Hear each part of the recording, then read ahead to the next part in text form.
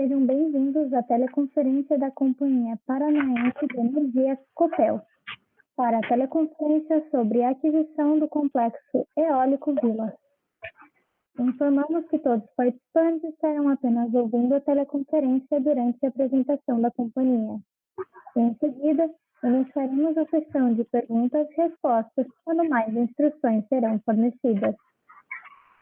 Caso algum dos senhores necessite de alguma assistência durante a conferência, queiram, por gentileza, solicitar a ajuda de um operador digitando *0.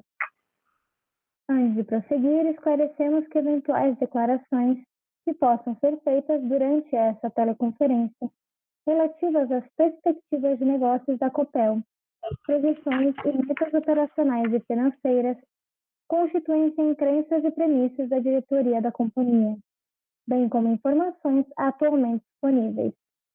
Considerações futuras não são garantias de desempenho. Elas envolvem riscos, incertezas e premissas, pois se referem a eventos futuros e, portanto, dependem de circunstâncias que podem ou não ocorrer. As condições econômicas gerais, condições da indústria e outros fatores operacionais podem afetar o desempenho futuro da Copel e podem conduzir a resultados que diferem materialmente daqueles expressos em tais considerações futuras. Participam dessa teleconferência o Sr. Daniel Slaviero, diretor e presidente da companhia, o Sr. Adriano Rudek de Moura, diretor de Finanças e Relações com Investidores, e o Sr. Cássio Santana da Silva, diretor de Desenvolvimento de Negócios. A apresentação, que será proferida pela administração da Copel, poderá ser acompanhada no site da companhia, ri.copel.com. Passamos agora a palavra para o Sr. Daniel, diretor-presidente da companhia. Olá, muito boa tarde a todos. Espero que estejam bem, com saúde, vocês, todos e as suas famílias. E é com muita satisfação que a gente anunciou no dia de ontem a aquisição do complexo eólico Vila, 186,7 megawatts. Nós não estamos falando de um negócio transformacional, mas um business as usual para uma companhia do tamanho e do porte da Copel. Mas esse negócio representa a materialização da nossa estratégia e do que viemos falando nos últimos meses, em especial no Copel Day.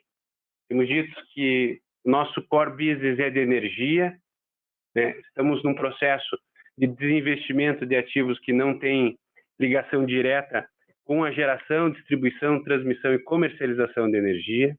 Sempre temos dito que a nossa estratégia passa por ampliar o nosso portfólio em energias renováveis, com preferência em brownfields e que tenham sinergia com o nosso footprint atual.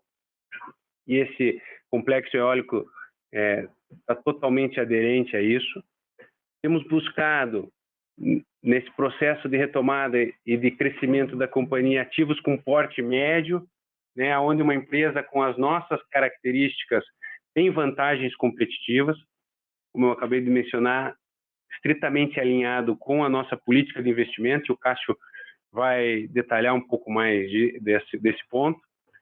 Também, na nossa estratégia de diversificação do portfólio, nós, com esse ativo, teremos 13% da nossa matriz já em renováveis, e no meados de 22 teremos mais 90 megawatts de Jandaíra, que nós ganhamos no leilão em 2019.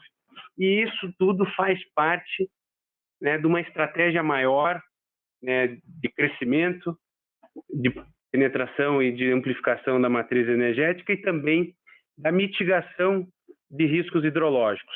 Então, com essa geração renováveis e a nossa térmica a gás, ficamos com um percentual cada vez maior com matrizes que não estão expostas ao GSF. É importante registrar também que mesmo nessa crise hídrica gravíssima que o país está enfrentando, a Copel tem estrutura e estratégia para mitigar esse processo, e nós temos feito, como foi visto no primeiro trimestre com a UEGA, gerado constantemente, isso tem se repetido ao longo do segundo trimestre, e também quero registrar a nossa estratégia de comercialização da energia do portfólio, em que deixamos sempre cerca de 8 a 10% para a comercialização no A+1. Isso tem se mostrado ao longo dos últimos anos, e em especial nesse ano, bastante benéfico para a companhia e para os seus acionistas. E para encerrar a minha breve manifestação, e passando aí para o Cássio e depois para o Moura, quero dizer que a questão de governança e disciplina na alocação de capital é muito caro para todos nós aqui na Copel. Esse projeto já rodou pela estrutura nova de governança da companhia e mostra como nós temos levado a sério esse tema na disciplina da alocação de capital. Enfim, estamos felizes com o resultado, queremos dar ao final todos os esclarecimentos necessários e dizer que estamos confiantes em nossa estratégia de criação de valor para a Copel. Obrigado. Cássio. Obrigado, Daniel. Movendo a apresentação à frente, a gente vai poder identificar mais uma vez aquele slide da nossa política de investimentos, né?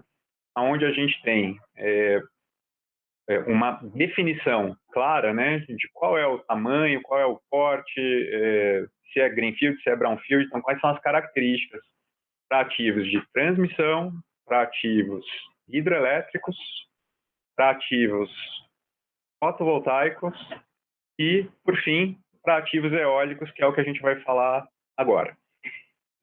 Disciplina na alocação de capital passa pelo cumprimento da política de investimentos. E é exatamente o que esse projeto entrega. Esse é o primeiro projeto aprovado pelo Comitê de Investimentos e Inovação, como o Daniel falou, ele já seguiu essa governança.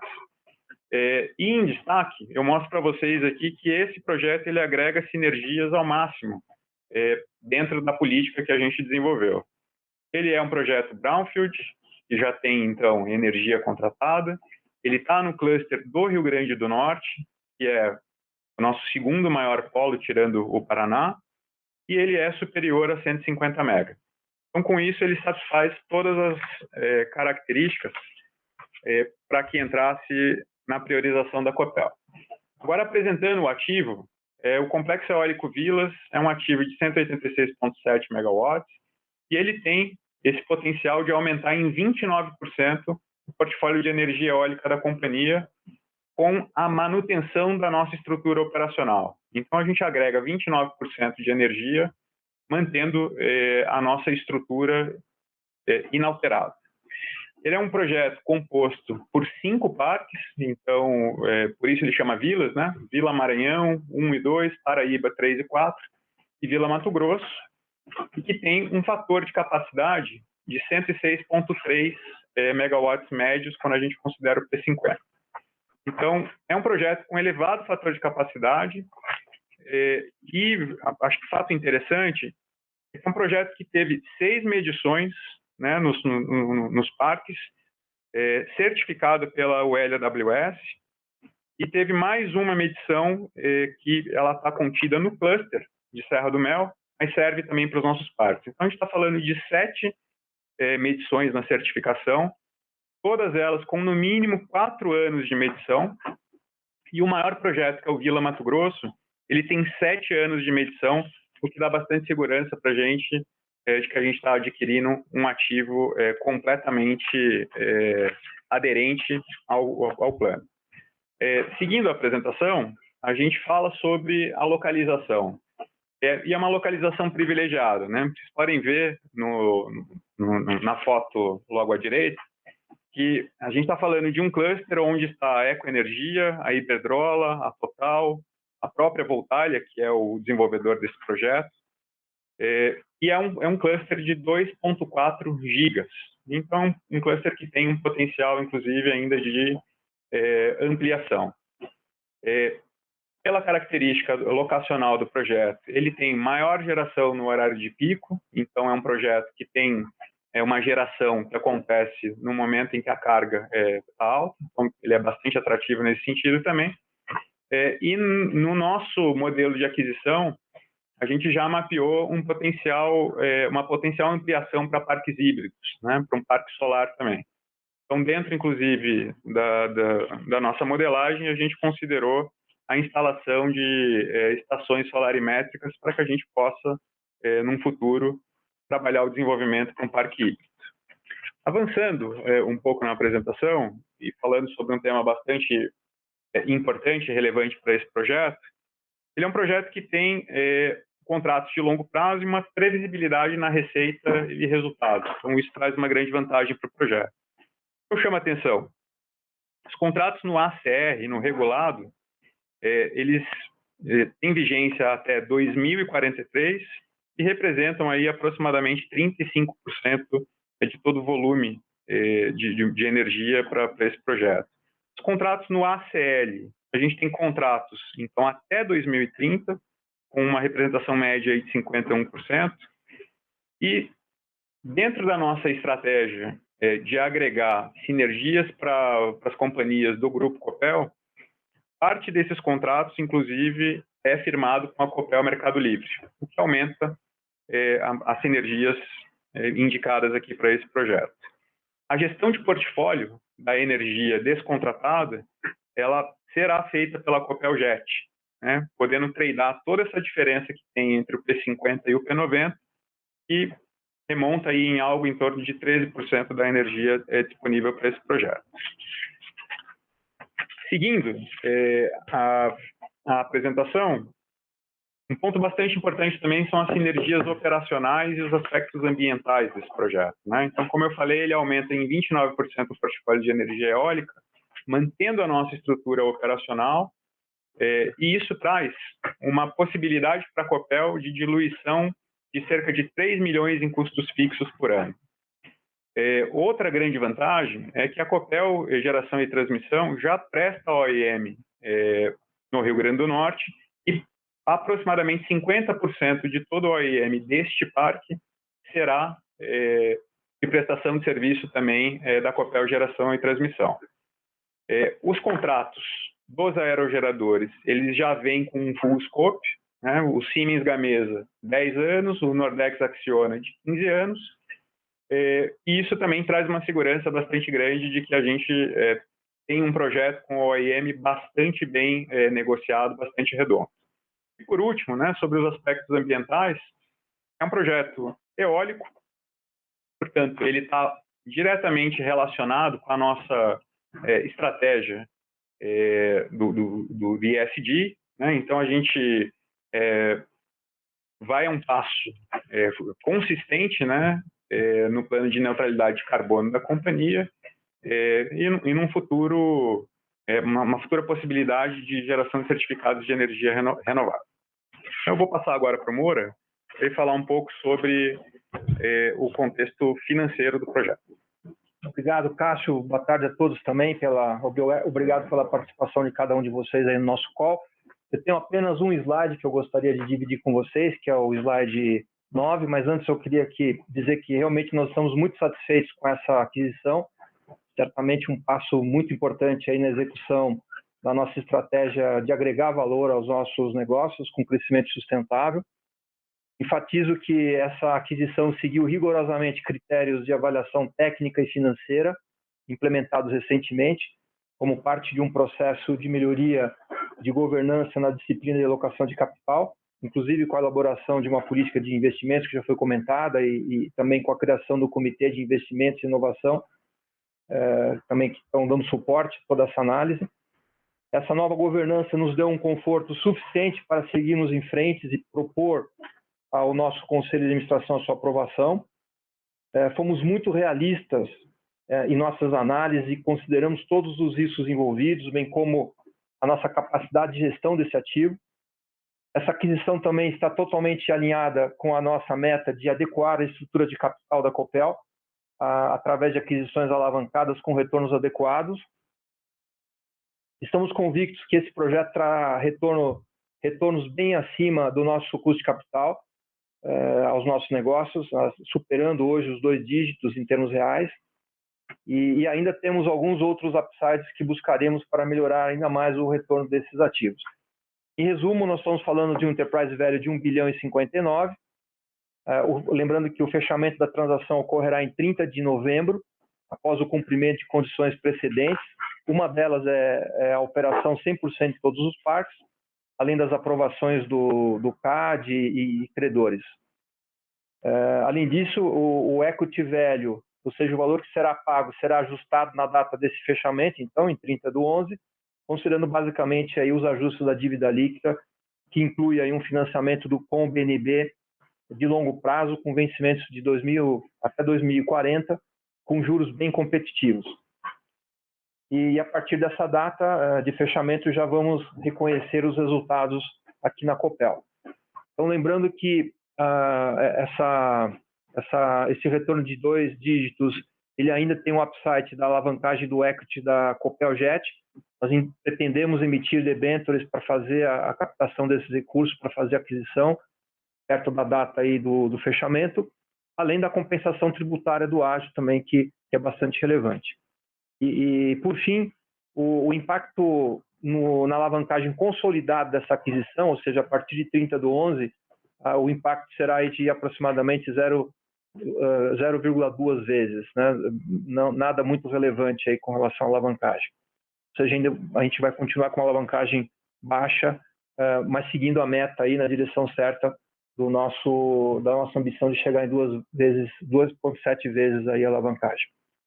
Acho que, em resumo, é isso. Eu passo a palavra para o Daniel, para fazer o fechamento aí da reunião e passar para o Q&A. Que, né, em linhas gerais, a estrutura e a visão tá muito clara. Acho que o importante agora é nós abrirmos aí espaço para perguntas e dúvidas aí do mercado. Muito obrigado a todos. Obrigada. Iniciamos agora a sessão de perguntas e respostas. Para fazer uma pergunta, basta digitar *1. Se a sua pergunta for respondida, você pode sair da fila digitando a tecla sustenida. Aguarde enquanto coletamos as perguntas. O senhor Marcelo Sá, do Itaú, gostaria de fazer uma pergunta. Oi, pessoal. Parabéns aí pela aquisição. Eu tenho 2 perguntas. A primeira, eu queria entender um pouco qual seria a magnitude desse ágio.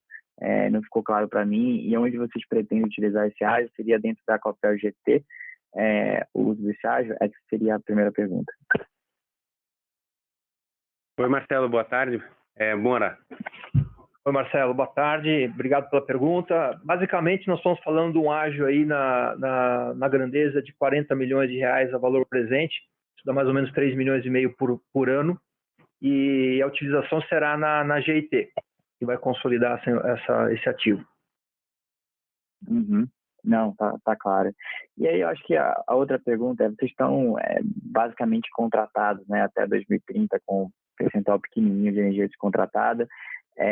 A gente estava utilizando de premissa algo como R$165 para esse PPA do Mercado Livre. Não sei se faz sentido, queria confirmar com vocês.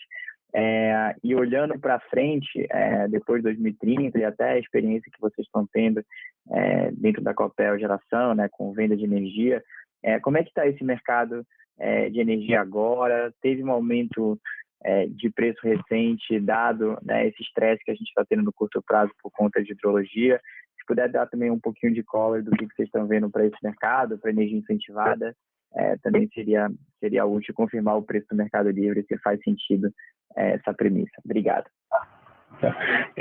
Marcelo, eu vou dividir a tua pergunta em 2 partes, né? Então, a primeira parte, Cássio, é a estratégia aí e a perspectiva nossa de preço aí, tanto nos primeiros anos quanto no longo prazo.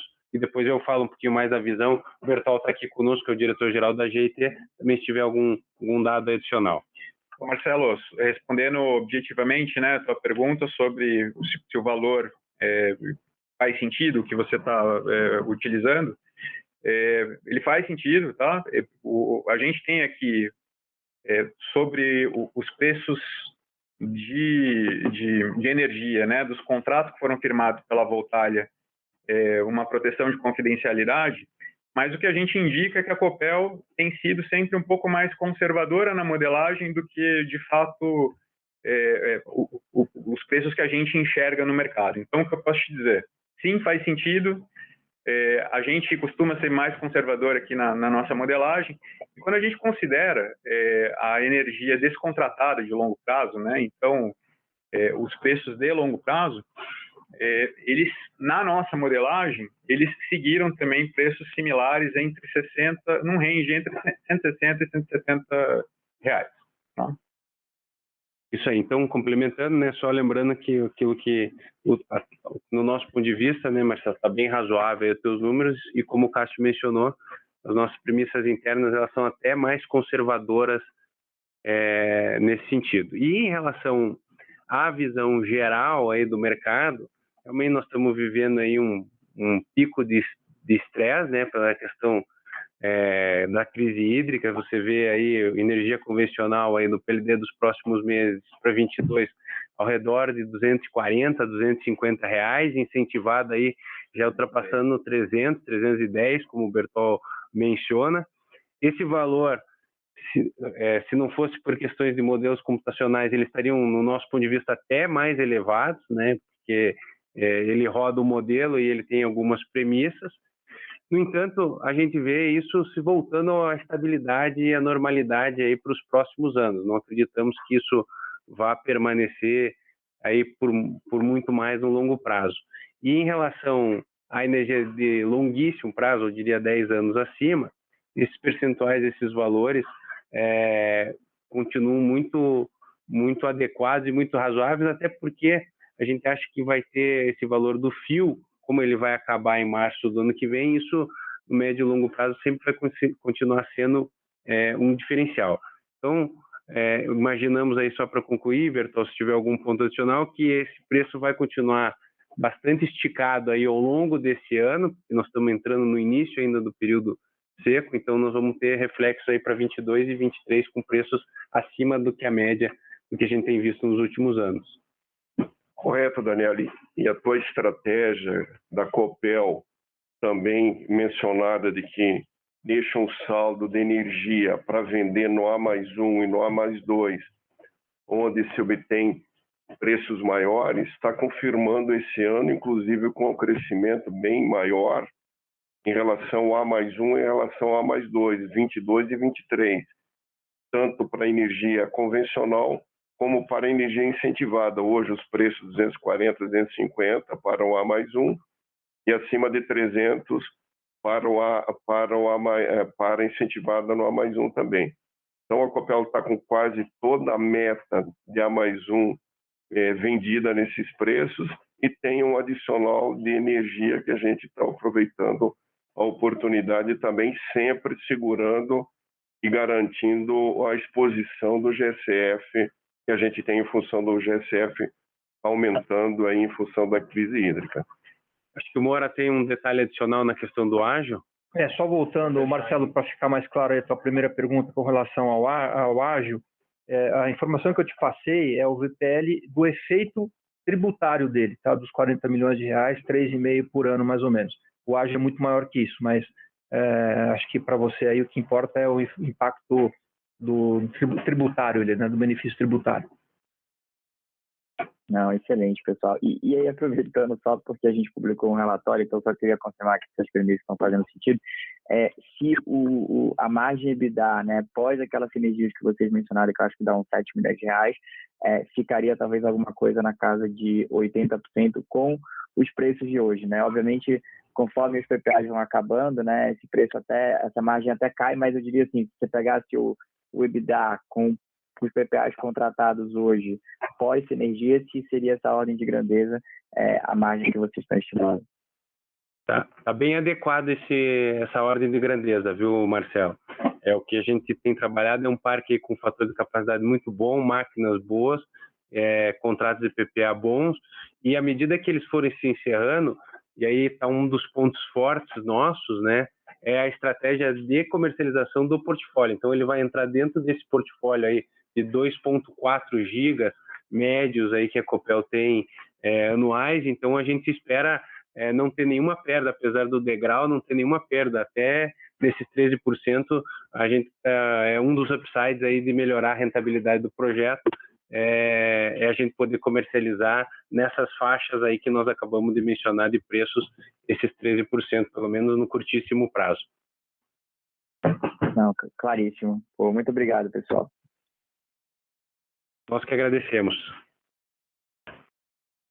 Lembrando que para fazer perguntas, basta digitar *1. Tem uma pergunta aqui via chat. não sei se... Eu vou emendar essa pergunta, se alguém tiver, a operadora põe na fila aqui, peço desculpas. A pergunta é a seguinte: vai ter uma diretoria nova ou gerência para esse complexo? Como serão contratados em caso positivo, no mercado ou concurso público?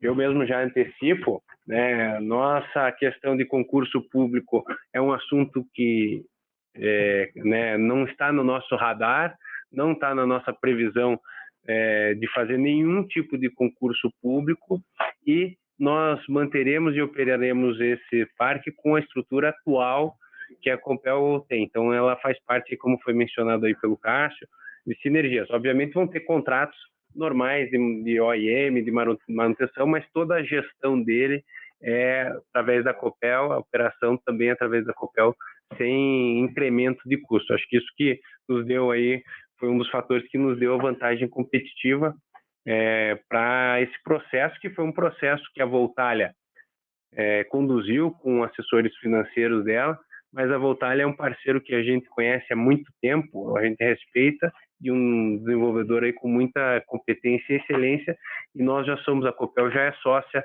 de um parque em São Miguel do Gostoso com 49% e ele 51%. Certamente esse conhecimento, essa familiaridade entre as empresas foi um dos fatores aí fortes nosso nesse processo. Lembrando que para fazer perguntas, basta digitar *1. Mais uma pergunta aqui, então, do chat, da Capital Investimentos. Duas perguntas, Mora. Qual a margem de EBITDA esperada? Isso acho que já foi respondido, né? E qual que é a proporção do equity dentro do EV para aquisição? As condições são as normais de mercado e a gente pode estimar aí algo em 50% aproximadamente. Lembrando que para fazer perguntas, basta digitar *1. Acho que tem mais uma última pergunta, pelo menos que chegaram até agora, não tem relação com o Parque Eólico Vilas, mas é um outro assunto que está muito em voga aqui na companhia, sobre a questão da oferta e o fato relevante que nós fizemos com relação à carta que recebemos do BNDES Par da oferta pública secundária de units. Então, acho que vou aproveitar então essa pergunta para contextualizar um pouco o que a gente tem de informação. Está traduzida, obviamente, nesse fato relevante. Eu acredito que ele dá bem o tamanho, a estrutura da oferta, né, com a participação aí do BNDES no tamanho aí que eles disseram, né, de 14% no total, sendo um pedaço disso na lote base e outro pedaço no lote adicional. A oferta é uma oferta baseada em units, então isso o Moura está falando 12% no lote base, mais quase 3% no lote adicional. E a questão do Estado do Paraná também, ele tem a disposição de integrar, isso está dentro do lote base.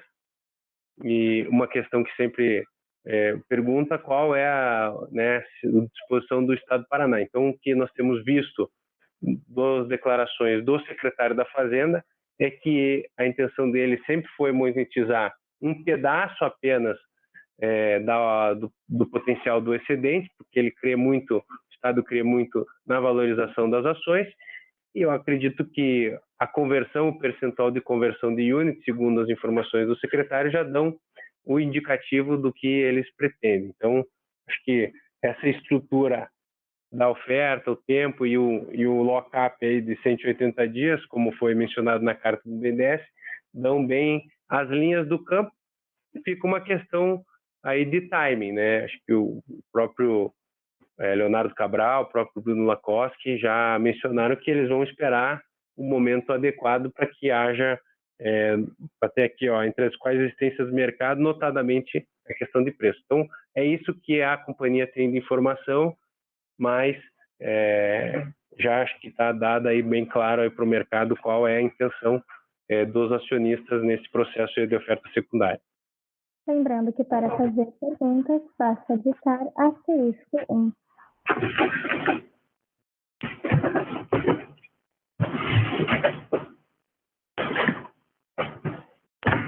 Não havendo mais perguntas dos participantes, retornamos a palavra à companhia para suas considerações finais. Só registrando aqui finalmente os cumprimentos aqui aos nossos colegas aqui da diretoria, o Cássio, o Bertol e todos os demais membros que contribuíram e acompanharam esse processo que foram vários meses de análise, de diligências, de trabalho.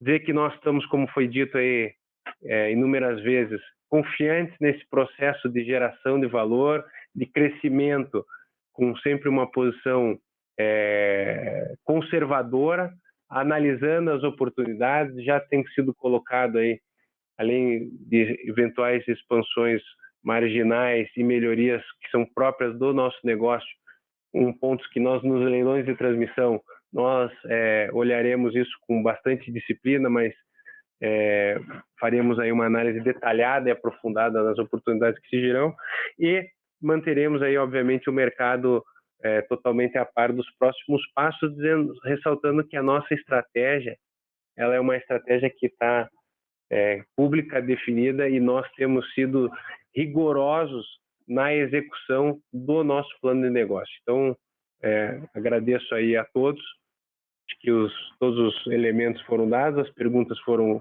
bastante oportunas e esclarecedoras para que agora a gente possa fazer o processo de transição até a assunção total aí no final de novembro desse ano. Muito obrigado a todos e boa tarde. Senhoras e senhores, a teleconferência da Copel está encerrada. Muito obrigada.